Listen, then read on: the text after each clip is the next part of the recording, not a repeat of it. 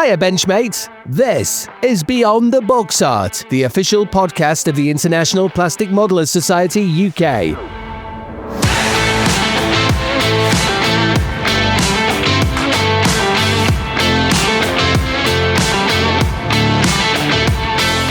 Please welcome your host, Paul Pendleton-Brown, and joining him this episode are Mike Baldwin, Luke Flynn, and Paul Wong.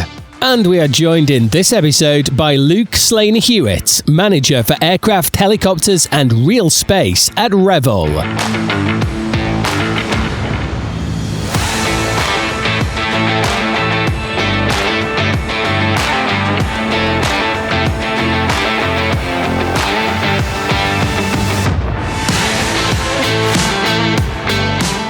Right then, Benchmates, we have a special episode for you. This will be dropping at midday on the Saturday for Telford Scale Model World. I'm joined by Wongy. Evening all. Evening. I do know what time of the day they're listening. Well, okay, let's go again. Hello. Morning, evening, afternoon, good night. Short day, wasn't it? Yeah. Joined by Mike. Hello all. And by Mr. Flynn. Hello. And by another Luke from Revell. Hello everyone. Right. Obviously, it's unusual for us to be dropping at midday on a Saturday, so there obviously is something very special in the pipeline. Luke, I believe you have a little bit of news regarding the 2026 releases for Revell you're going to impart with us. Yes, so typically at Telford, we try and announce part of the range. We know that where our audience is, and most of them are in a town in the Midlands, so we better announce it. So for this year, we announced January to April, and then we follow up in January, date to be confirmed for the rest of the 26 range. But there's plenty enough to get our teeth sunk into up to April. Fantastic. Should we start with January? Sounds like a good place to begin. Let's go. Perfect. So the first two releases are the 48th Eurofighter Typhoon SGR4, and that will be in Moggy's colours, so the display jet from 2024, but it also come with a standard jet, the same jet, but in standard markings of 29 Squadron. So, elephant in the room, we love a special marking scheme, so why not kick off the year with it?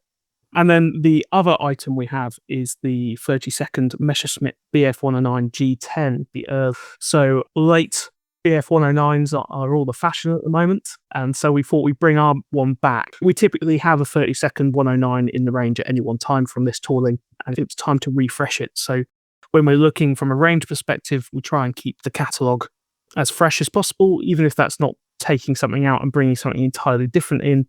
It can be updating schemes of the same model or different versions, which this is. And it's not been available for over 10 years. I think 2014 was the last release. So time does fly. Indeed. I can remember when that first came out. Blimey. That shows me, doesn't it? I'd never comment on that. I think it was originally released as the G6, then the G10, and we've got the G2/4 in the range at the moment. So the G2/4 will disappear and be replaced by the G10 for January. Okay, that sounds good. So, moving on to February. So the first of two items celebrating the 100th anniversary of Lufthansa. So being the German national carrier and being a German company, you know, it always does well for us Lufthansa liveried aircraft. Obviously, 100 years, people will be questioning whether Lufthansa in its current iteration is 100 years, and they very honestly say, no, they're not. But the name dates back to 100 years, with the company formed in January, I believe, but the first flight being in April. So to commemorate that, we're bringing back the 144 scale Lockheed Super Constellation, which hasn't been in the range for over 10 years, but is unique to Revell. And that will be in the Lufthansa livery. It'd be a bit strange if it wasn't for the 100th anniversary. And it will just come in that scheme. So previously we had TWA and US Air Force schemes as well, but this will just be a Lufthansa-themed item. Then we have a new parts announcement. A few years ago, we brought out the SR-71A Blackbird, and this year we'll be bringing the SR-71B Blackbird. This is the trainer version. Ooh. So clear your window sills because you'll need some space for this. Is this the 48th? It is the 48th, yes. Oh, that's So huge. it's a big thing. Obviously, there's new parts involved because of the cockpit arrangement. So a lot of the nose changes and the whole top fuselage is also altered. as a result, as well as some fins at the back. But for the most part, the kit is very similar to the SR71A release. It comes with the two full engines, the stand, and it has two decal schemes, one for a NASA aircraft, which you'll see on the front of the box, and then a US Air Force aircraft as well.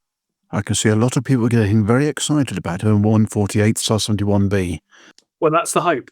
And hopefully they rush to buy it. I'm sure they will. Just on that one, how long is the actual kit? It's a good question. One moment. It is... I'm just signing up Billy bookcases at the minute, that's all. It won't fit. big. Sorry, but It's 682 mils. So, small base, that's what I'm saying. Oh, right, it might fit then. You might as well buy two. Yeah, I might have to knock a hole in one of the Billy bookcases and poke the nose cone through, There's a great story about the Blackburn. I'm sure people have heard it before, but there was one, the SR71C, that was called, get ready with the noise, Paul, because it was a mashup of a crashed A and an A-12, so the CIA aircraft. Obviously a slightly different fuel tank arrangement, but outwardly the same aircraft. But for ages, it had a 3-degree error, and they thought it was to do where they put two aircraft together, which is where you would naturally assume the error comes from. What had actually happened was that the pitot tube had been bent 3 degrees. And so rather than it being trim or anything like that, it just someone had knocked the front. So they were chasing their tails trying to diagnose the fault, assuming, quote, what I would say sensibly, it was the fact they put two aircraft together, but no, it was the pitot. Okay. Well, imagine most of the people driving home from Telford this afternoon getting overly excited about that one. What have we got to look forward to in March? So in March, again, we have two items. The first being the Focke-Wulf Flitzer at 72nd scale. This is part of our P series, which are also known as Luftwaffe 1946 subjects. So drawing board subjects, never made it into production or into theatre, but nonetheless, back in the late 90s, we toured a series of these. And so they're unique to Revell in most cases, and I believe the Flitzer is as well. Tiny little aircraft.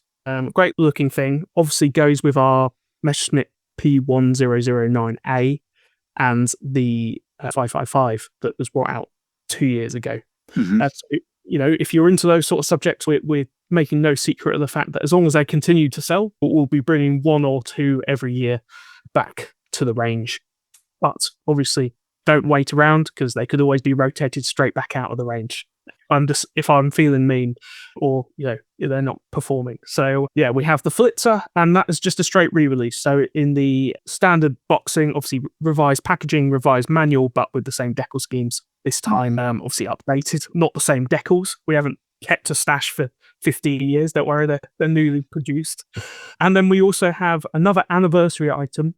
2026 will be 80 years of the Blue Angels. Oh. They were formed in 1946, and we're doing sort of a then and now item. So the first aircraft they operated was the Hellcat, and the current that they operate is the F-18. So in a gift set, you will have the F-18 and the Hellcat in their original Blue Angel schemes, both number 1 from the respective teams. So you can represent 80 years of the Blue Angels. That sounds like a good idea. I like that a lot. The box art on that's going to be stunning alone. Yes, currently in development as we record at the end of September. Obviously, we can't rely on a photo for that because they've never flown together. So we've got a great illustrator working on that at the moment. The observant amongst you will know that the Hellcat isn't in the Revell range. So the current thought is to source the Edward Hellcat to accompany our 72nd F-18 toilet. Obviously, one of the considerations is always decal sheet size, margin. This is the boring side of model kit development. So sorry for anyone falling asleep, but we have to make money at the end of the day, and decal sheets can often, and this is something people don't understand, the decal sheet is often as expensive as the plastic in the kit, which, shows you how cheap we get plastic and how expensive decal sheets are in relation. So what scale are those kits, Luke? 72nd. 72. Right, brilliant. Okay, so with that, each month so far you've got a star item flagging up. Let's see what April brings us. Yeah. So 2 items. I'll start with the re-intro first. That's the Westland Puma HC1 at 144 scale. So this is a lovely complement for our sort of 144 range that we're known for. It's not a scale that most operate in. And it's not been around for, again, over a decade. And, following the retirement from RAF service quite recently for the HC2s, there was a lot of interest in the type. I personally love a helicopter, and the Puma is one of my favourites. When it came to picking one to bring back, the Puma was pretty high up on the list.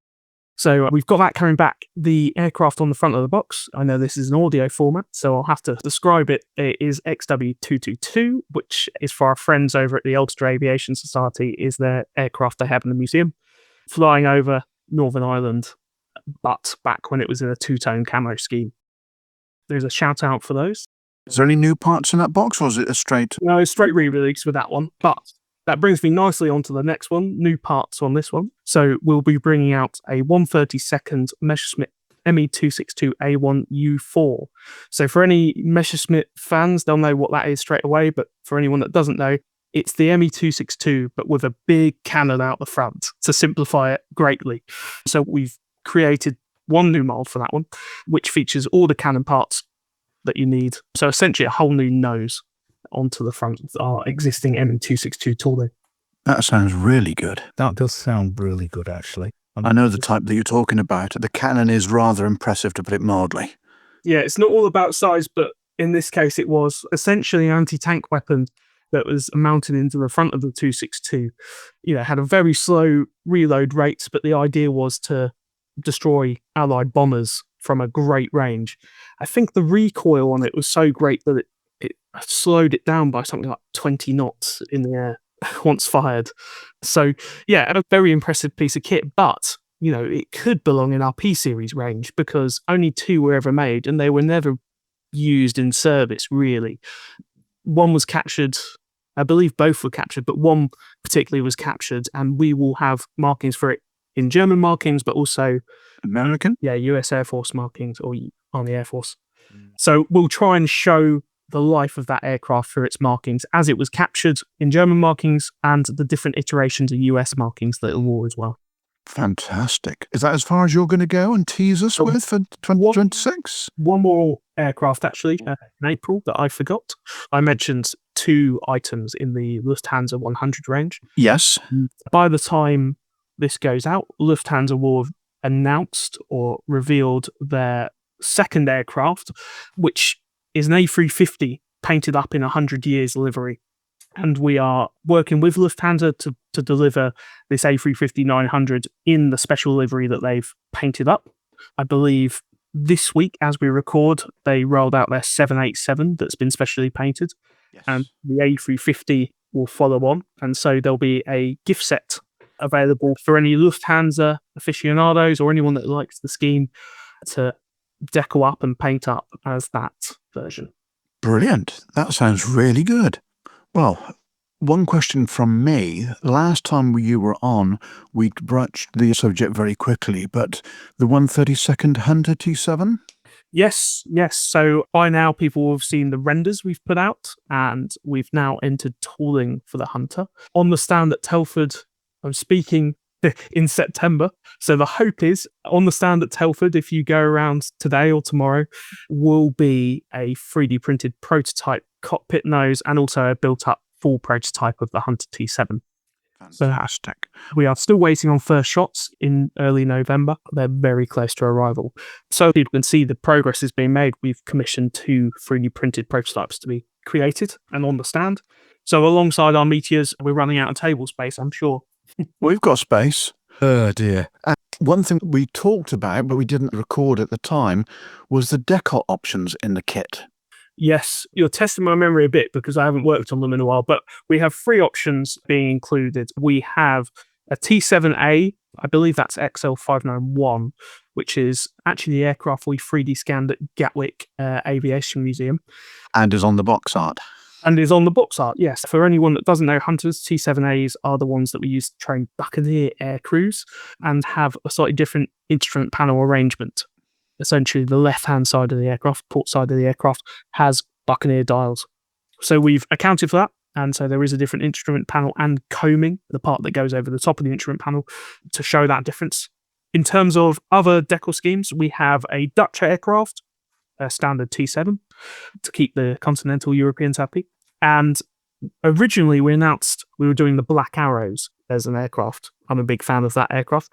But we did a bit of a poll using Gary's stuff on YouTube, but also speaking to other people around the world. And it was expressed that the Blue Diamonds was probably a better choice than what people wanted. Paul's nodding. So we've decided to change our marking options. And so we'll have those three schemes. The T7A with the wraparound camo, the Dutch silver aircraft with sort of orange bands, and the Blue Diamonds, which doesn't take a genius to guess what colour they are. And what are we looking at release time-wise for that one?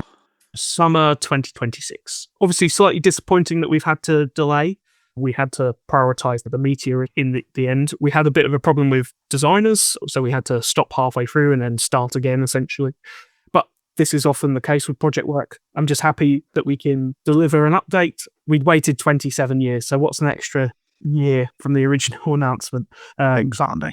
Confident summer 2026. That's sounding really good. And hopefully you're going to do exactly the same in April and let us know what's going to be coming out for the rest of the year. Yes, I will, in January. So In that case, we'll have you on in January. yes, With the Bolton show very nicely. Exactly. And hopefully the Bolton show, so for Telford, we'll have January to April 26 releases on the stand where possible. And Bolton, I'll have the rest of the 26 range where possible. Whatever fits in the back of my Astra. Lean a bit of car, Luke. Yes. Now, get a van, Luke. Well, the wife has made me buy a new car for the baby, so a van might not be far away. Blimey, your baby's confident at driving then. I'm young. All right, okay. So have you got a list of any other releases from Revell non-aviation? And I will, start by saying my domain is aircraft, helicopters, and real space. I do have a list in front of me, but we will have to run through it pretty quickly. You don't want questions on this, do you? Well, Those are correct. that's so good. The surface level is good. So again, we'll run through in month order. Okay. Is the most sensible way. So we have 2 items.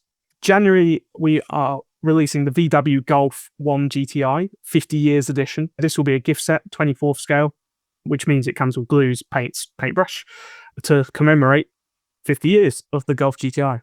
And style off the Pirelli wheels on it. Yes, time does fly, and I'm sure that some of you, 50 years, might not seem that long ago, but Wongy, he's talking about you. And I'm going to say, at the time, 1974, I think it was, 74, 75, my dad got a Golf. oh, really? Yeah. It was the Mark 1 version. We thought it was brilliant, but we all wanted it to be the GTI instead, which wasn't a thing for me dad at that point in time. It is now. He got the Mark 2 version later on, so I'll be putting that into my stash. The Pirelli alloys on it as well, so they got peas going round. Teapots. Teapots. Peapots, as I called them. The second release will be the Simba 8x8, which is an airport crash tender, essentially. And this will be a limited edition release. What scale's that? That is 1/24th, so it's a big beast. It's massive. It's huge. Yeah, it's a big How house. it's going to be big. It was popular when it was out. All the fire engines were popular from Revell. Who doesn't love a big red vehicle? Every man does. Yeah. Yeah. The inner child just loves it. Okay, moving on then. February. Yeah, so we have the Corvette C8 Cabriolet. That's 25th scale, and that is a revision on our Corvette C8 standard car, but this is the drop top version, and that's a February release that we have coming out. Just talking about red vehicles and people loving them, all these 3 that we've just spoken about, the box illustration is them in obviously bright red, which is quite nice. Best colour.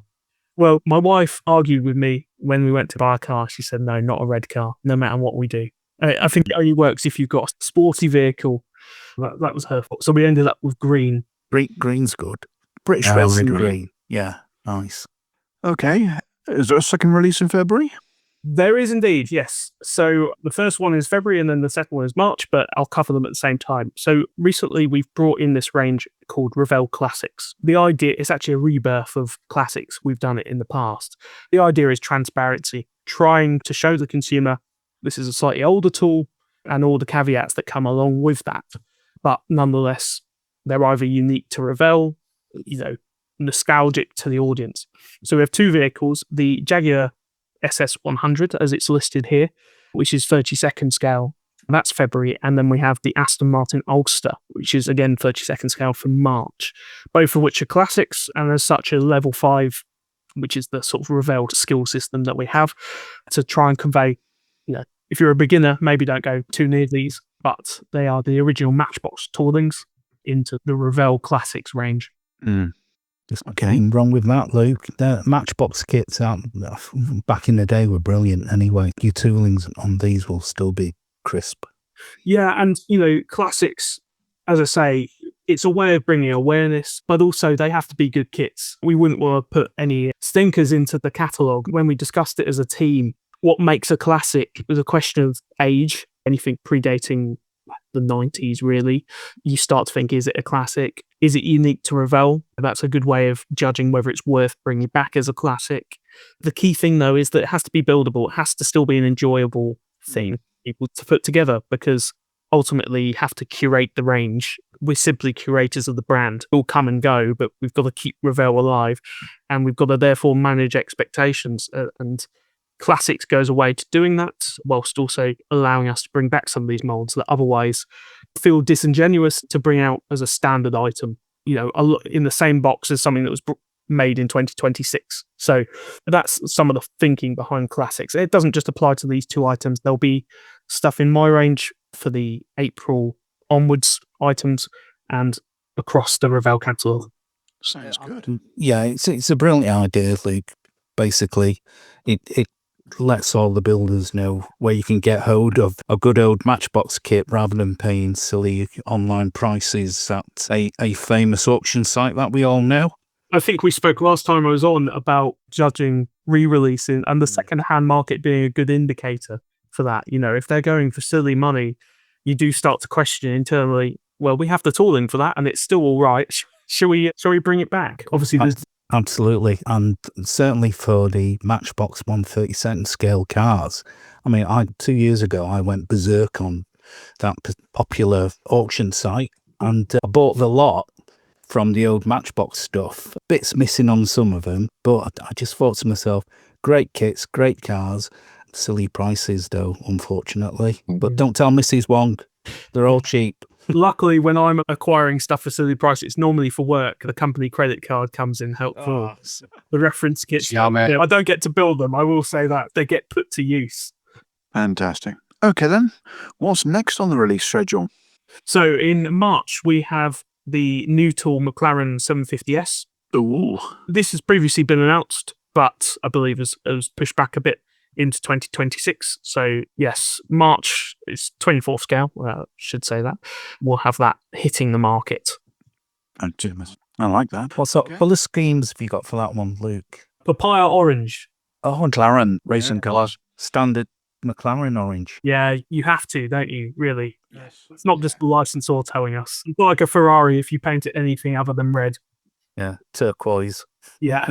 It was a 750S at Riyadh this year, and the colour scheme on it was absolutely sublime. It went from candy apple red to cherry red, like a dark cherry, to black, and it just floored. It was absolutely stunning. That might give me a bit of a inspirational boost to do a 750S in that scheme. Damn you, Luke. Damn you. He's done that on purpose. Of course he has. The question is Revell going to bring out papaya orange in their paint range? I'll pass it on to the accessories team. See what they say. They might just give me, I think it's 25 in the Revell range. They might say, that's close enough. Dare they? How dare they? Or they'll give us 10% this, 20% yes, fudge. No. No, the alchemy range, yeah. Oh dear. Okay, anything else to look forward to? Yes, a few more. So in terms of cars, I'll whip through April. We have the BMW 507, 70 years. Again, another gift set akin to the Golf GTI set as well. So glues, paints, and obviously the model kit. Mm-hmm. And then we have 2 vehicles entering the range to do with the Fast and Furious franchise. We have the 1969 Chevy Camaro Yango, 25th scale, and the Dominic's 1971 Plymouth GTX. 124th scale, that one. So these are entering. There's another Fast and Furious film coming, so we'll be tying in with that quite a bit. Gotcha. Is that it for the vehicles? That's it for the cars, yes. Then we have ships and military vehicles, only 3 of those, so we're almost there. But in March, we'll be bringing the Queen Mary 2 in 1/400 scale back to the range. So if anyone likes ships, that's for you. And onto another ship as well, we have the Firefighter, which is a New York fire ship. This is part of the Revell Classics range, so slightly older tooling that we're bringing out. What scale's that? That is 1/87th, that common scale, and it's April that will be released. Okay. I'm making notes. Yes, no problem. And then we have final item for our range is the Leopard 2A4, and that's in its 40 years decoration scheme that it wore back in 2019, and that's obviously 1/35th scale, and that's an April release that we have it coming out. One thing you haven't mentioned yet, real space. Anything in the pipeline for the first part of the year? Nothing in the pipelines. By the time this podcast hits, the SLS should be on the market. Cool. It's good. And yes, nothing at the moment. I think we spoke last time about the difficulties of it. Yes. We're in a waiting game to see what the next big milestone is. For us at the moment, that's Artemis. And as we record, NASA announced that the Artemis 2 mission will go in February 26. Yes. So obviously we'll try and tie in with that as much as we can. And judging by that pushback to February 26, that means Artemis 3, the one that eventually lands on the moon, will probably be early 27, if not later. And until they happen, I think that's the next big thing. It's not going to go elsewhere. We have difficulties with SpaceX licensing that, there's not a whole lot of SpaceX products out there because of the need to license and the difficulties with that. NASA haven't done a whole lot apart from the Artemis missions. The hope was, according to the original plan, there would be a lunar gateway space station. That hasn't materialized yet. I'm hoping it does because it's very sci-fi, very cool. But, space does take a long time and it doesn't seem like there's anything on the horizon just yet. So we have 26 and 27 to look forward to with the return to the lunar surface, which is very cool. First time in my lifetime that that's happened. My daughter, who's being born in October, she'll be spoiled. She'll think it happens every year. We landed on the moon. So yeah, we have to sit and wait to see no real developments as such. Anything else on the pipeline for Revell?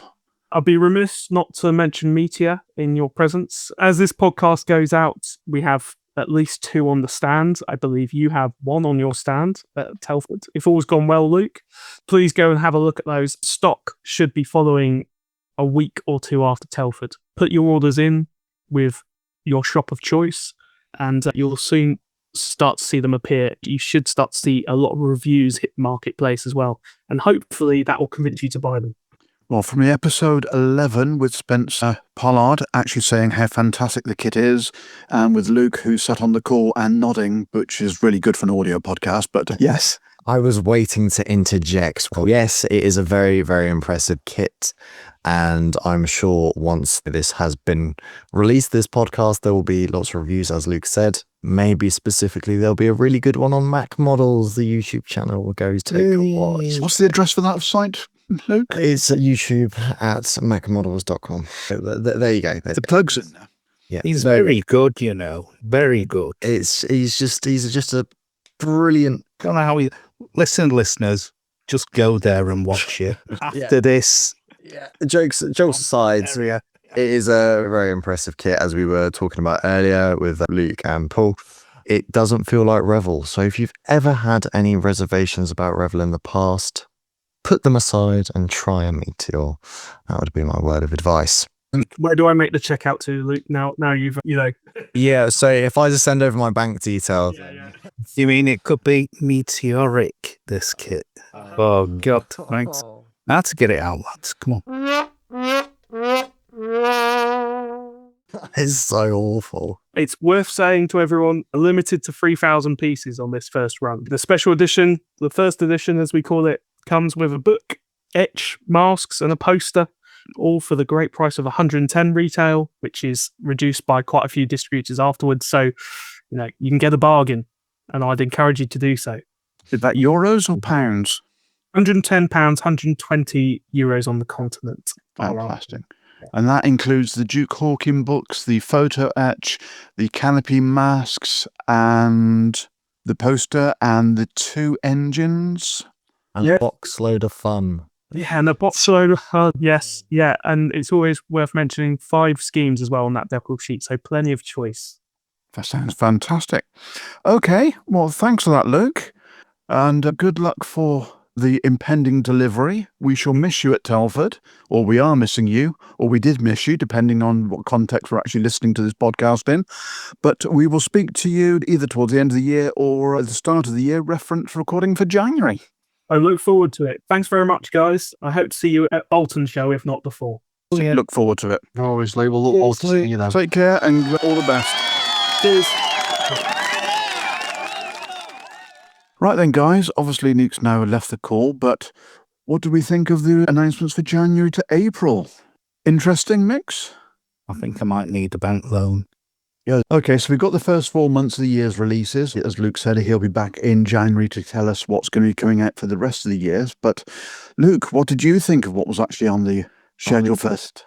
I thought that was a pretty good start to the year for Revell personally. I think there's definitely a couple of gems in there. For me, a highlight would probably be the ME262 with that big profanity word cannon on the front of it. That looks absolutely superb.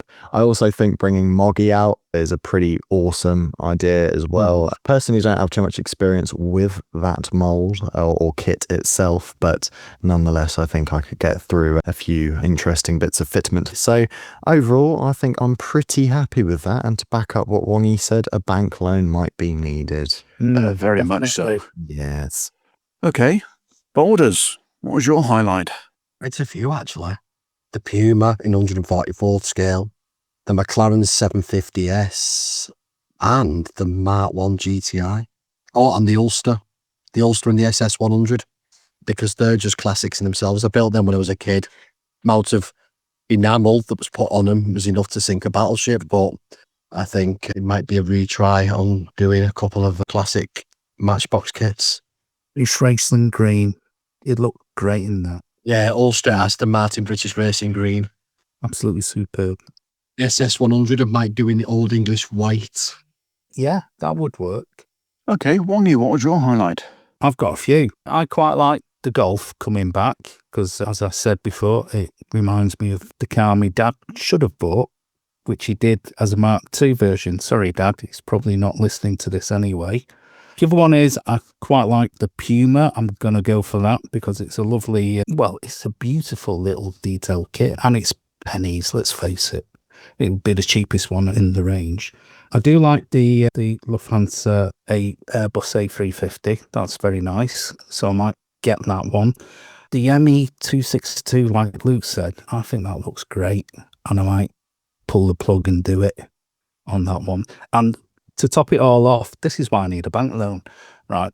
The Simba 8x8, get that with LEDs and all the rest of it. It will look super, and it's huge as well. So You could do a water effect with a cannon. well, exactly. I've done water effects before, so why not?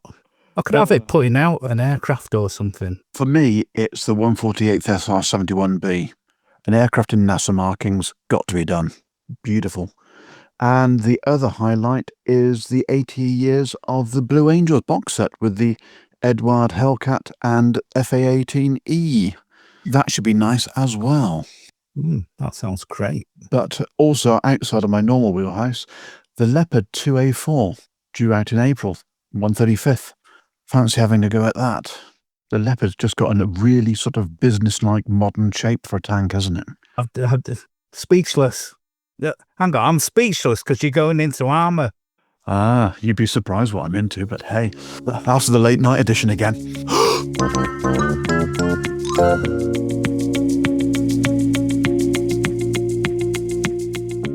Visit scalemodelpodcast.com, your hub for the best scale modelling pods, because finding great content shouldn't take longer than hunting for lost photo etch.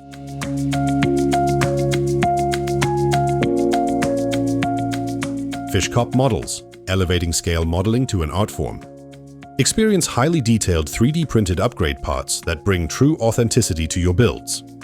Creators of the acclaimed Rolls-Royce Merlin engine set for both the Kotari Spitfire and the Dambusters set for the Border Models Avro Lancaster. For bespoke design and printing, our service is as precise as it is personal, all at a reasonable price. Please take a look at our products on www.fishcopcompany.de. Shipping is available for all of our products worldwide.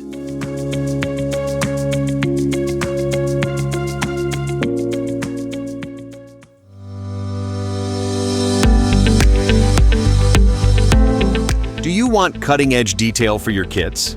Then take a look at Phase Hanger Resin Accessories, run by USAF veteran Mike Reeves. With real-world aircraft experience as a crew chief, Mike knows exactly where accuracy counts. And today, he's bringing that knowledge to life with precision 3D printed parts. From seamless intakes and nozzles to dropped flaps, pods, pylons, and cockpit upgrades, Phase Hanger's prints capture the crisp edges and fine detail that limitations in injection molding just can't reproduce. From 1/72nd to 1/32nd scale, you'll find add-ons from Cold War classics to the latest frontline jets with frequent new additions to the product range. Every piece is designed by modelers, for modelers, and faithfully reproduced on state-of-the-art printers and shipped worldwide, and are ready to drop straight into your next build. With additions to the product line landing all the time, there's always something fresh to elevate your next build. Explore the full range at phasehangerresin.com and follow Phase Hanger on Facebook and Instagram for regular updates and inspiration. Phase Hanger Resin Accessories, authentic detail designed with a veteran's eye and available to modelers everywhere. Phase Hanger is a proud sponsor of the Beyond the Box Art podcast.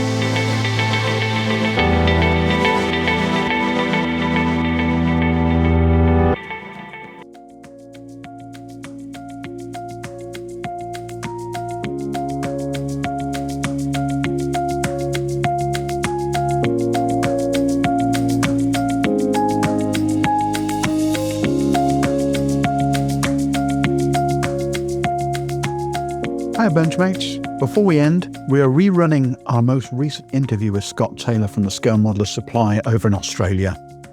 Some of you may have noticed that a few bits of audio went walkabout the first time round. That was down to an editing hiccup on my part. Yep, I cocked it up. So we're setting things right and giving you the full uninterrupted chat with Scott, and it's well worth a listen. Whilst we're here, I'm thrilled to officially welcome the Scale Modeler Supply on board as an official sponsor of Beyond the Box Art. Fantastic to have you as part of the family. Thank you, Scott. Right then, grab a brew, settle in, enjoy the full interview. Now, press the button and note to self, don't cock it up this time.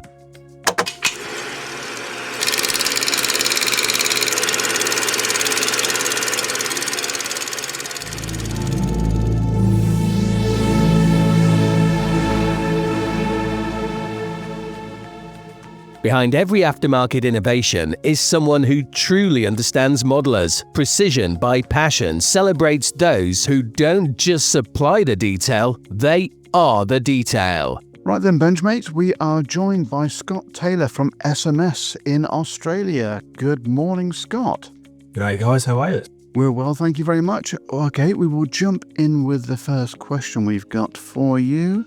He says, going to his other screen. So, Scott, for listeners who might not know, can you give us a quick overview of the SMS lacquer range and what makes it different from other brands?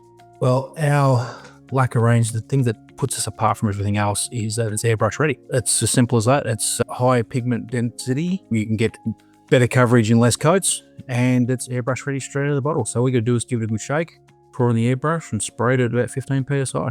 Okay, and is there a recommended thinner if anyone wants to actually make it even thinner, or would you recommend just spraying it straight out of the bottle? If you wanted to add extra thinner, it's perfectly fine as well. We formulate it in such a way that it's airbrush ready out of the bottle for the majority of people. But for people who are a bit more experienced and want to change the viscosity a bit, you just need to add some lacquer thinners, general purpose thinners, if you have it in the UK, all purpose thinners. Mr. Leveling thinner works, mere lacquer thinners, as long as it's got the acetone component in it, it'll be perfectly fine to use. Okay, Luke, Lacquer paints often divide opinions. Some swear by them for smooth finishes, like myself, and others are wary of fumes and the handling of them. How do you approach that balance as a manufacturer? In general, all paints can be dangerous to a certain point. Some more, obviously more than others. Situation, and the acrylic lacquer does contain some solvents that are known to be harmful to people, but in large volumes.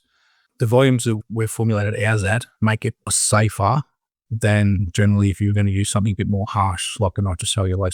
We've formulated ours to be safe to work on plastics, and at the same time, it reduces the amount of harsh solvents that are used, which exposure to humans is not overly dangerous in small volumes. So we try and trade that off just by trying to adjust the formulas like that so we can get that trade off, so we can keep that the same finishes and the same product things. Yeah, that's the same. We get the same finishes, same sort of stuff like that, whilst we make sure it's safe for people to use.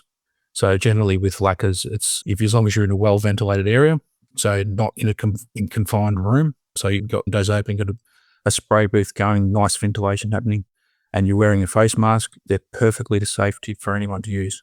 Yeah, brilliant. I was going to say, I know the advantages of lacquers because I do use lacquers and love them.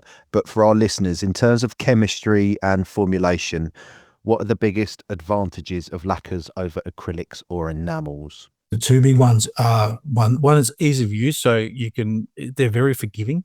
So if you spray them on a little bit too thick, they tend to level themselves out relatively easily or relatively fast. If you do screw up, you can sand them back very easy. You can strip them off very easily. Whereas you've got an acrylic water base, it'll create that hard skin, which can either not adhere properly to the surface, or it can be a pain in the butt to actually remove if you do make a mistake. If you forget to clean your airbrush, which is one of the big ones a lot of people do, they finish for the session, tip their paint out back into the container, and they forget to clean the airbrush out because they're sidetracked or something. With an acrylic lacquer, all you need to do is just put a little bit of thinness back into your airbrush, and it will help reconstitute the paint back into a liquid form, which then you can flush through your airbrush. If you had that problem with a water base and it dried inside your airbrush, it's not going to be a fun time. No, it's a full strip down, isn't it? Full clean out. Exactly. Yeah. So that's one of the key advantages of an acrylic lacquer is that they're just so easy to use, and to get a professional looking finish is quite simple with a lacquer. Yeah, absolutely. My painting improved the very first time I used them. And that's what I was impressed with lacquer, is that it was easy. The very first time I used it, I didn't really have to get used to it. Yeah. I've tried all different paints over the years because I'm a modeler myself. Before I did this, I've tried nearly every brand you can think of that was out 20 odd years ago. Just a quick question, Scott. Is this not your background then? The making up of paints and all that kind of stuff? This is completely left of field for you. Yeah. Well, I've learned everything as I've gone. So my background was as pretty much a hobbyist. Okay. I originally started this company to make a change in my life because at the time I was working as a gardener and as a landscaper, and it was a job that I wasn't going to do for the rest of my life because, as you can imagine, it's not really good for the body. The exit plan was to try and find something else to do, and I wanted to zone in on my favorite hobby, which was building models, and then end up settling on making paint. Okay. And we've just gone along in that time and learned all the tricks of the trade as I've gone. It's a big gamble, but it's been a great success for you because you're literally worldwide now, aren't you? Yeah, we're in the major markets, yeah. Yeah, we're in Australia obviously, but New Zealand, UK. Do you there in the US? The US is a bit of a stickler at the moment.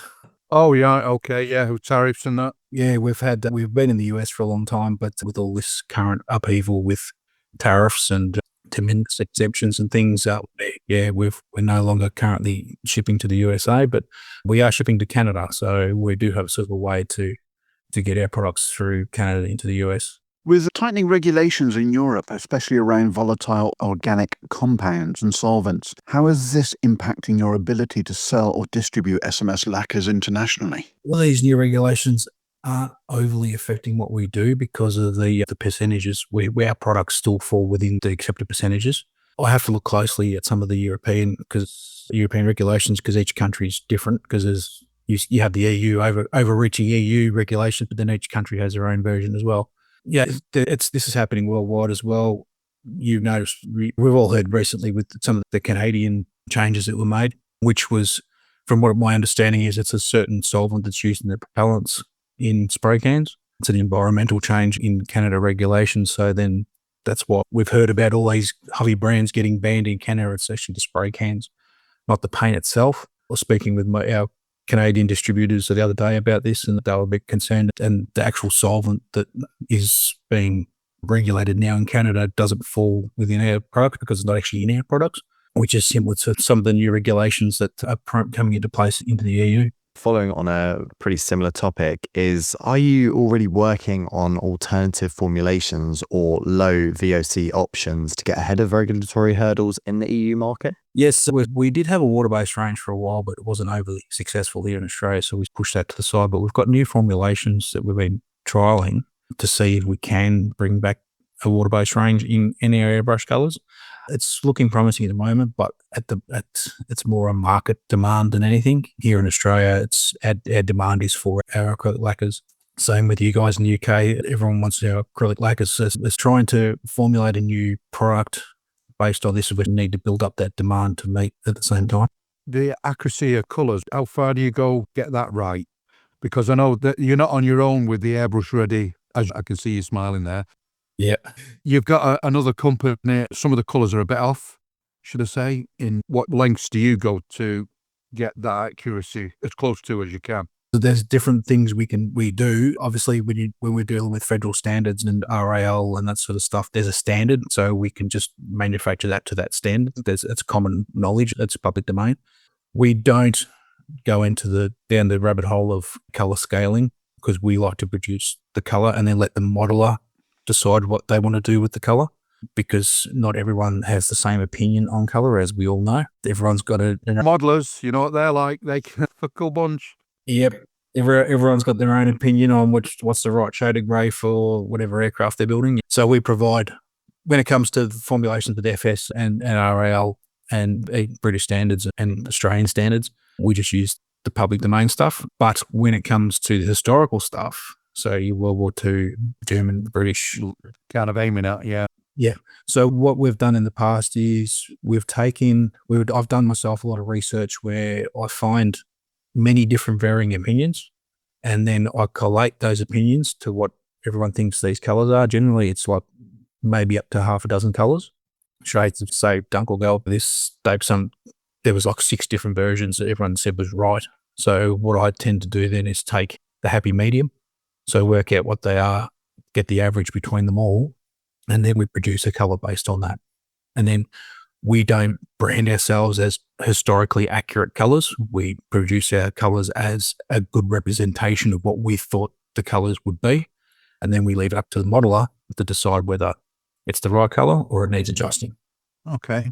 Scott, how do you see the future of lacquer paints in Europe? Are we looking at restrictions, reformulation, or even potential bans in certain regions?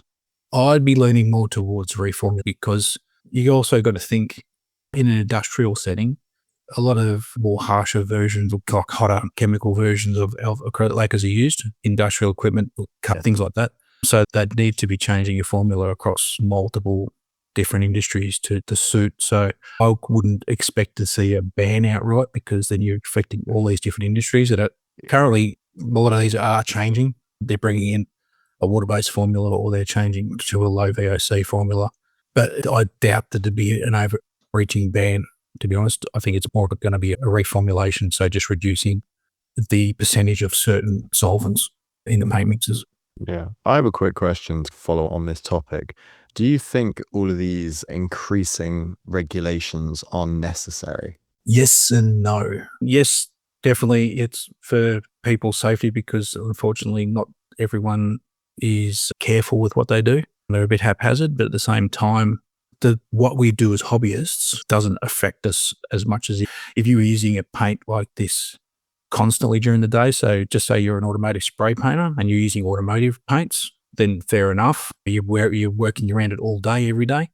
But as hobbyists, we might get maybe an hour. Yeah. Every so often, once or twice a week, maybe, to airbrush in that sense. Yeah, it's just finding the right level of it. Yeah, exactly. Yeah, no, thanks. Can you share any behind the scenes stories about testing and developing SMS paints to make them safer without compromising the great performance you get out of them? Basically, the very first production run we did, we reformulated the entire lot. We got some tests. This is back in late 2015, early 2016. We got our first production materials in to test them out, and they were very chemically hot. They were very strong in the sense of the solvents and the smells. So we went through and reformulated the entire lot to lower certain solvents that we used, so to reduce that hotness, so they were able to be sprayed on the plastic without any ill effect. And then also at the same time, reducing those solvents removed the overpowering smells that were giving us headaches, and reintroduced it with a sweet smelling sort of aromatic to it to change that around. And since then, over the years, we've gradually just changed things around. So a little bit of more of this, a little bit of less of that in the formulations. So over the course of nearly 10 years now, we've got to a point where we're very happy with the safety levels for using our paints, and as well as the ease of use and the finishes that everyone can get. Yeah, no, it is brilliant using your paints, to be honest. As you said, you've used a lot of different paints in your time as a hobbyist, and I think a lot of the general hobbyists use different types of paints, and I can't say that, I know you're talking about solvents, the SMS paints do smell good in terms of yeah, it's good. It is good stuff. It's all The Tom Ford of paints. You're almost fighting the urge not to take the mask off. I'm joking. Yeah, no, they are an absolute joy to work with. So you can really see the development which has gone into them. Thank you. Yeah. So it's one of those things. They're the best smelling paint going, to be honest with you. I'll be honest, if someone cracked open a few bottles of different paints, I could smell ours from a mile away. But we've got a very distinct Yes, definitely. aroma to ours. That's yours because out there. Yeah, it's a sort of it's a different smell, but it's good. It's a good smell. Yeah. Scott, beyond regulation and all that, you've already covered that. What challenges do you face exporting SMS paints from Australia to modelers in Europe and beyond? Our biggest hurdle is the fact that they're classed as a DG product, a dangerous goods product, because they're flammable paint. They're class 3 flammable. That's because the solvents that are in them, when they're atomized into an airborne sort of that mist, they become very volatile. So you don't want to put a match near them, obviously. You don't want to spray airbrush into a flame. But in liquid form, they're not. But our biggest hurdle is getting that across the oceans, because we can't send them in large volumes by air. So we have to ship to our distributors via sea freight. And sea freight just opens up a whole can of worms that is not fun at all. They're having to deal with the ports authorities here in Melbourne, in Victoria, here in Australia, and then dealing with all the ports overseas. Every port is different. Every shipping route is different. Every time we ship something, there's new red tape to go around it. It's frustrating. I do have guys that do this for me, but it's still stressful for me. I'm trying to get this all organised. So, for example, we send to our distributors in the UK who are Albion allies. So they're over in Poole in Dorset, and we send. We know Matthew. Yeah, we're doing Matthew and Martin all the time. They're great blokes. So we've got a pallet heating there at the moment, which should be there in a couple of weeks, just in time for Telford. To get to the UK, it has to go through Singapore. And at the Port of Singapore, if anyone has done surface shipping before in large volumes, it's not the easiest port to get through, and it goes to. So we'll leave here from Melbourne, where we are in Ballarat, which is like an hour from Melbourne. It goes down to the ports, gets on the boats, goes to Singapore, then switches boats in Singapore, and that's where most of our headaches begin, because there's a lot of regulations we have to meet there. And then once it gets on the boat there, then it heads over to the Southampton, to the ports there, unloads there, and then trucked over to our friends at Albion. US, because our main distributor over there. What kind of time span is that? What are you looking at? For the UK, it's about 2 months, 8 to 10 weeks. It usually takes us 1 to 2 weeks to actually find a spot on a boat. We can't just go, it'll go out tomorrow. So I think we've got to book it in, and then we've got to wait until there's a spot given to us, and then we have to organise a freight down, and then gets on a ship, and then it's got to meet certain time frames to get on the boat. If it gets stuck in Singapore, it might be there for 1 or 2 weeks, and then, so it could be 8 to 10 weeks from when it leaves the door to it arrives in the UK. So our last shipment, which I think is due in about a week or two, we shipped at the start of August.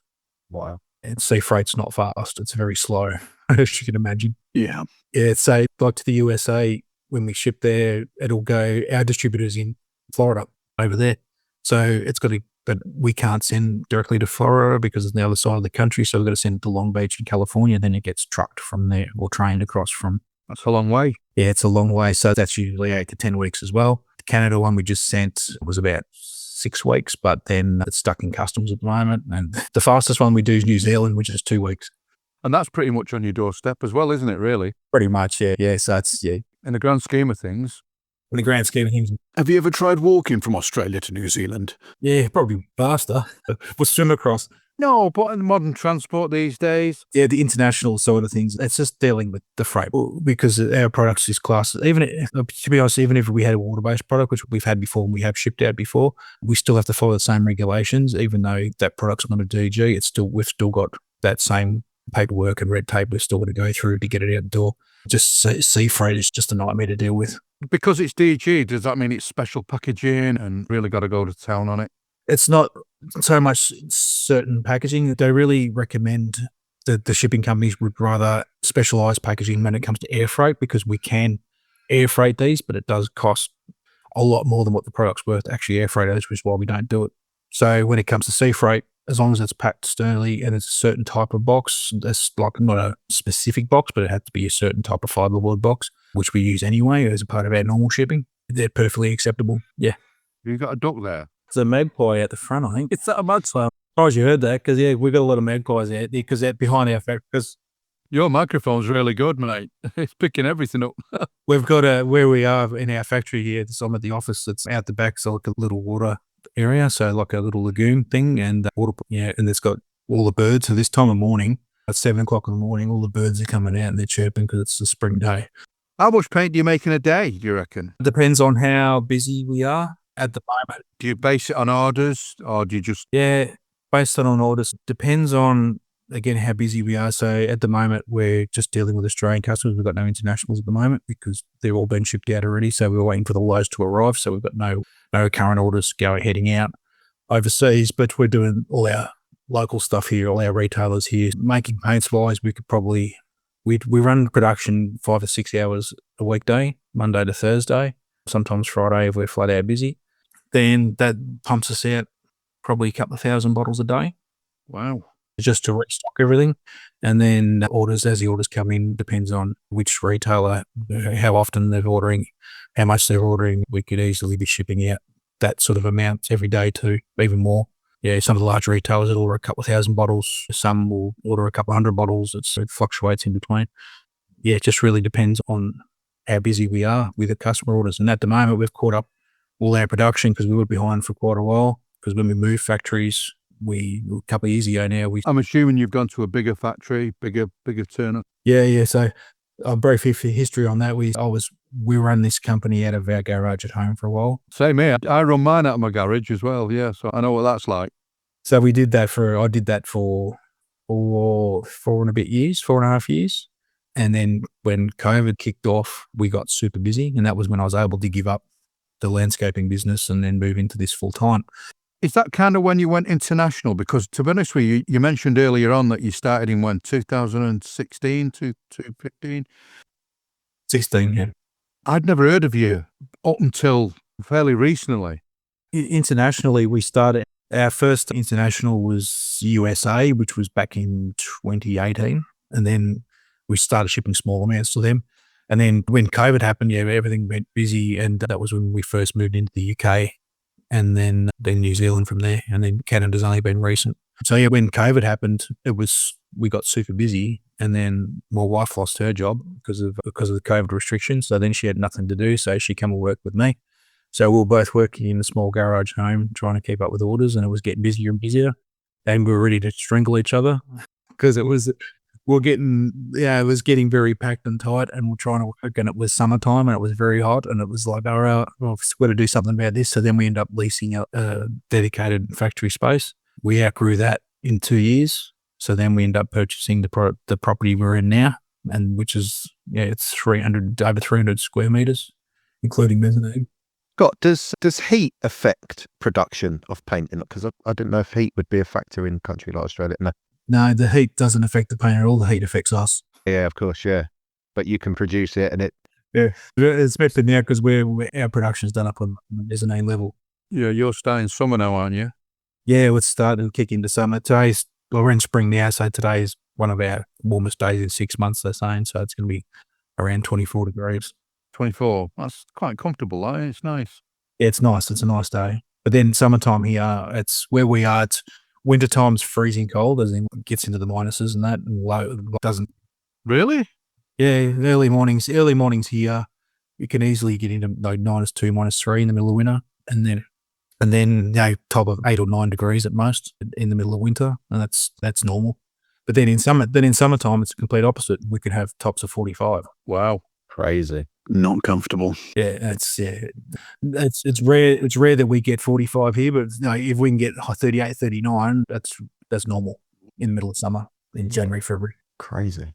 So, for those that don't know your ranges, and heaven knows why they wouldn't, but can you give our BenchMates an overview of what your product ranges actually include? So we've got our main range, which is our premium airbrush ready lacquers, acrylic lacquers. That's 230 colours in that range. And that includes general use colours, so your blacks, your whites, your clears, that sort of stuff, along with all the military aircraft, train, so everything that solid colour-wise is in the premium range. We've got the metallics range, which is 20 colours at the moment. Then that is your silvers and your golds, your bronzes, your coppers. We've got 20 different shades there. And then we've got pearls, 30 different pearls. So is that for vehicles, pearlescent? Yeah, pearlescent. So for cars, even a lot of sci-fis, people who build Gundam and things like that, they'll like to use our pearls as well. There's 30 different colours there, and there's some beautiful colours in that range. There's the crystal colours, which are also a pearl. They're like, see, have you ever seen Mr. Colour crystal colours? They're very similar to those. What's so special about those, Scott? They're an interference type of pearl, so they're white. They look white, but they've got a shimmer of colour. So you throw them over white, you'll get a nice shimmer of colour. Do you do one of them that changes colour, like a transition? Do you do that kind of colour? Yeah, we do colour. We've got colour shifts as well. The colour shifts, we've got 19 different colour shifts, and they're the ones Wow. So depending on the angle you look at, the colour coming back to you is going to be completely different. That's the way they work. The lights transfer through the pigment. They're translucent, these pigments. And as the light comes through, they reflect back different colours because they're a multifaceted pigment. And so it's that way, depending on the amount of light going in and the angle you're looking at, you'll see a completely different colour every time. So we've got 19 versions of them. Then we've got special effects colours like a prismatic, which is a full rainbow effect. We've got some glow in the dark, all those special colours. We've got an automotive colours range. Now, the automotive colours range is focused heavily only on Australian colours. So this is your Australian Ford and Holden colours from the 1960s and 70s and the 80s. So your HQ Holdens, HJ Holdens, your XY, XW Falcons, the classic Australian cars, because we work closely with a company called Diecast Distributors Australia, or DDA, who produce a range of 1/24 scale plastic kits. We work closely with them, so they release a kit. We release the colours to match the kit. And then we've got other bits and pieces that go along as well. So we've got tools and accessories and stuff like that. So Do you do primers and clear coats, Scott? Yes. So we do primers, do 4 different primers. So black, white, and grey. So your standard sort of 3 shades of surface primer. And then we also have an etch primer. So etch is good for metals or resins, which helps with paint adhesion. That's interesting. I hadn't actually thought about an etch prime for resin before. Makes it bite, doesn't it? Is that an airbrush ready or is that a brush on? Airbrush ready. Yeah, the etch primer, it's got a mild etching acid in it, which helps it adhere to the metal. So once it adheres to the metal, then the next paints will adhere to the etch primer. It actually works the exact same way with resin. Yeah. It's not really needed for 3D print resin, but like for a cast resin, it's really handy to use. And your clear coats are matte, Yep. semi-gloss? Yeah. So we've got 3 different clear coats in our acrylic lacquer range. So we've got standard clear gloss, which is about a 75% gloss rating. Then we've got our flat clear, which is a dead flat clear. And then we've got super clear, which is our high gloss, which is about 91% gloss rating, which is the highest gloss we can make. Would you recommend that for model cars? Yes. Yeah, I use that all the time when I'm doing cars and that. The super clear will give you a nice high shine finish to it without having to worry about mixing. So we also do a 2K product as well, but that's more a professional sort of thing than a. So with that, this is something I'm considering having a go at in the future, because obviously the guys from one of the new model car podcasts are badgering me to have a go at doing a vehicle. With the clear coats, would you put almost a dust layer down first, let that go off, and then a more wet coat over the top. So you don't want to go on too heavy, because if you drench on an acrylic, like I say, the thing with lacquers, I should really point out, as you probably know, but listeners might not, if you put on too much lacquer on top of lacquer, the solvents will leach down and into the layer below and reactivate it and then they'll all marble together. Re-wet it in a way. If you do that with a clear coat, it's going to make a mess. So the general rule of thumb that I follow myself when I'm doing this, when I'm painting the cars, is you do a very light coat first. So it won't look glossy. It'll dull off because getting full coverage is getting a light, like a dust coat. Yeah. So you want something for the next ones to teeth into and grab onto. Yeah. So you do that light coat first, let it dry. Do a second coat, same again, light coat. And then when you get to the third or fourth coats, then you start going a little bit heavier. But you got to make sure you put it aside and let it dry enough before you put the next layer on. You can't just keep layering it and keep layering it in one section. How long would you recommend in between? Depends. There's a lot of variables in that. So it depends on temperature at the moment. So if it's in the winter and it's cold, it's not going to dry fast. But if it's in the middle of summer, it could dry really fast. Most are really quick, aren't they? Paints like yours are within a minute, are pretty touch dry. Yeah. Couple of minutes, they're touch dry, so you can handle them. Yeah, you can pick them up. But again, the more you put on, the softer the paint's going to be underneath. Is that included the gloss as well? Because I've always found glosses take a little longer. Yeah, I'd give that an hour before I'd go anywhere near that. Yeah, you don't really want to touch the clear coat until it's dry anyway, because you could run the risk of leaving fingerprints and stuff on it. With a solid color paint, it's less likely for that to happen. And if it does, it's quite easily to fix up. You can just dust over it a bit more. Is that your modelling genre, as it were? I do absolutely everything. I never used to do cars, but since I've been working with the guys from DDA, I do a lot of cars now because I do it for promotional reasons, but I do them. But my main thing that I started off with was Gundam. So I did a lot of Gundam and then reached out. And then my main passion that I really love is dinosaurs. Get out of here. So I do a lot of 3D printed dinosaurs now because you can get a lot of kits and that, but it's a lot easier to. I've just bought the Tamiya, that flying one. The Pterodon, yeah. Yeah, my son wants that. My son wants one of those. That flying one. I've literally just picked that up. £7. I thought it's 5 pieces. So straight into Wongi's zone there. Scott, have you got your products into anywhere that's not scale modelling? Not really. I do have a lot of people. I just wondered have you got any airbrushes, guys that do airbrushing for some motorcycle helmets, trucks, and the guys that do that, would they use your product? Oh, yes. Yeah, there's a lot of people that do. Oh, good. Yeah. Yeah, there's a lot of people that do that. We've got a lot of guys that do fishing lures. Fishing what? Fishing lures are really big here. So there's the guys that do custom lures, and they use our color shift, their pearls, our fluoros, things like that to really make the lures pop. And then they catch fish with them. Brilliant. I didn't know you did all them weird transitional colours at all. I didn't know that was part of your thing. Yeah. That's one of our biggest claim to fame is the color shifts and pearls, because while a lot of people are doing them now, we were one of the first hobby companies to really push it. And we've probably got, I'd have to double check, but I'm confident that we've got probably the largest range in the hobby world in terms of pearls and color shifts and special effects. And we're constantly doing limited edition stuff. So we find a cool color and we'll release a certain amount of those in color shifts and things like that. So to get people excited for our products. But yeah, that's our main claim to fame is those pearls and color shifts. I'd always say for listeners, if anybody, quite a few of us obviously do use lacquers, and I've converted to using lacquers, I've found that a bottle goes so much further than other paints. Yeah, that's a lot of that's to. What's in there? Is that 30 mils? Yeah, 30 mils. Because we formulate ours to be pigment heavy. So we've got a lot of the binders that are in the product itself. And then with our colorants, we up the dosage. So then we can keep strong pigmentation, but having a really thin viscosity. I'll tell you what I like. Yeah. The fact that there's still glass. Yeah. There's so many manufacturers now going over to plastic. The fact that there's still glass. The reason why we went with glass is because anything but glass is porous. Even plastic that's meant to be airtight, eventually the product can leach through, not physically, but it can evaporate through. So we went with glass because, one, it's safe.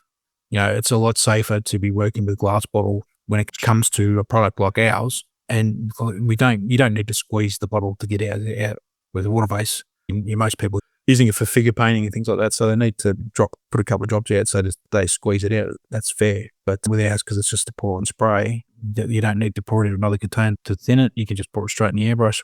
We chose a bottle that was perfect to pour in and pour out. And yeah.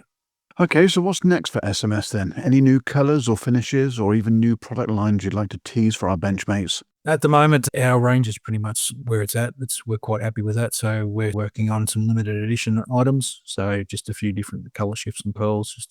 We're continuously working on expanding our range. So at the moment, our main focus is on the automotive range. So as more of these DDA kits come out, then we'll do more colours to suit these Australian cars. Saying that though, just because they're Australian colours doesn't mean they can't be used on anything. There's some beautiful colours in that range. And if you're into the auto colours and you're into building cars, these colours would be great on any car. It doesn't need to be Australian. We're doing a heap of those. And at the moment, we're trying to keep on top of things and working on some stuff behind the scenes, but nothing super exciting coming in short term. Just a quickie to let you know, Brownie's working on a car right now. Yes, Musaru Cup this year is a car build. You let me guess, Julian picked that one, did he? Let's put it this way, Julian's laughing his socks off because Dave's building it. Dave's doing it. Oh, Dave's building it, jeez. And he hates the idea of a vehicle. Yeah, Dave doesn't like anything that's not a rocket. He was huffing and puffing on the last podcast. He didn't sound very happy about it already. What about you, Luke? Have you done any cars yet? I haven't done any cars. I have done, oh my goodness, I have done a motorbike, but Yeah, same thing. we're not getting another look at that. I'm just going to say that. It's something which I do want to potentially do at some point, but because my following on YouTube is so very much just aircraft, and that is what I like to do with SMS paints. Oh, get out of your comfort zone, mate. You've got to do it. You've got to do it. Yeah, I know, but I like planes. They're more fun, in my opinion. Have you got on this bench at the minute, Scott? Anything good? No, the bench is clear at the moment. I haven't had any time to do anything the last few months. So yeah, I've got a couple of big kits I want to build at the moment, a couple of Gundams that I wanted to do because I want to get back into them because I haven't done them for a while, but I just haven't had time. Do you know, a Gundam is something I have never done. Oh, if you pick the right kit, they're very fun. If you're a traditional, like a military modeler, you can quite easily build some of the... Same as Luke, I'm predominantly aircraft. Hang on, let me just do the quick role reversal. Go on, Mark, get out of your comfort zone. What are you doing? Anyway, coming back to the main theme, new products. What's the chances of a Blue Diamonds blue then? I'll have to look into it and see. Because the beauty with our stuff is there's a lot of colours that overlap with other things. So we could have something very similar to it, or it could be just something that it could be something simple as take this colour and add this colour and there you go. Yeah, I'd have to look into it and see. Because the 132nd Hunter is going to take a lot of paint. I'd imagine. Exactly. And it's one of the main colour schemes in the Revell's boxing for next year. It's going to be a biggie. No, that's something to look at. To get the colour, they didn't want to have Roundel Blue. They just literally opened cans of Roundel Blue and added some white in. That was going to be my guess of what the mix would be, because it does. Because our PL04 blue, just our standard blue, it's a near match, like a 99% match for Roundel Blue. So I would have suggested just, probably a 50-50 mix, maybe 25-75 white to blue. It wasn't even that. I think it was only about a 10% white I think they added in. It's literally a shade lighter than Roundel Blue. Okay. Yeah, because you also have to factor in the way colours change as they dry as well. So sometimes, and it also depends on the paint formula itself. The colour itself might not change if you got two different types of paint that are the exact same colour, but if you added the same ratio of white to the same, both the same ratio to both, it could end up looking completely different because the way the pigments actually work, the tinting actually works in the paint. So yeah, it wouldn't be exactly the same as what they would have done in the factory, but yeah. Okay, Scott, thank you very much for your time. Hopefully you found this Thank you very much for having me on. Not too tortuous, especially at this time of the morning for you. I know, it's all fine. It's a nice, beautiful morning to get up early, so it's fine. Excellent. Okay, hopefully we can actually speak to you again in the future, and you never know, perhaps even entice you over to Telford one year. Yeah, hopefully it's one of those things to get over there. It'll be great. Okay, Scott, thanks very much, and we will hopefully speak to you again soon. Thanks, guys. Cheers. Bye. Yeah, Scott. Bye now. Cheers.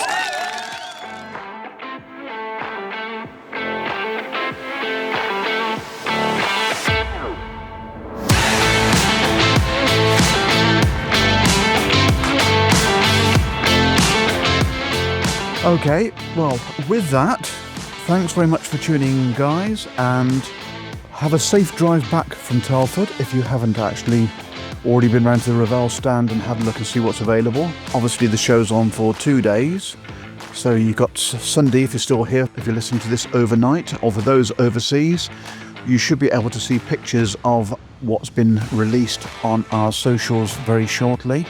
But for this special episode, thank you very much, and we're back to our normal episodes in just over a week's time. With that, from Wongy, Ta-ra! And don't forget, 60 parts or less, but with all these announcements, it might be a bit more than that. it's going to go that way. From Luke, Bye-bye. and from Boulders. Cheerio all. And for myself, thanks very much for listening, and that's it for the special episode. We'll see you all soon. Bye-bye.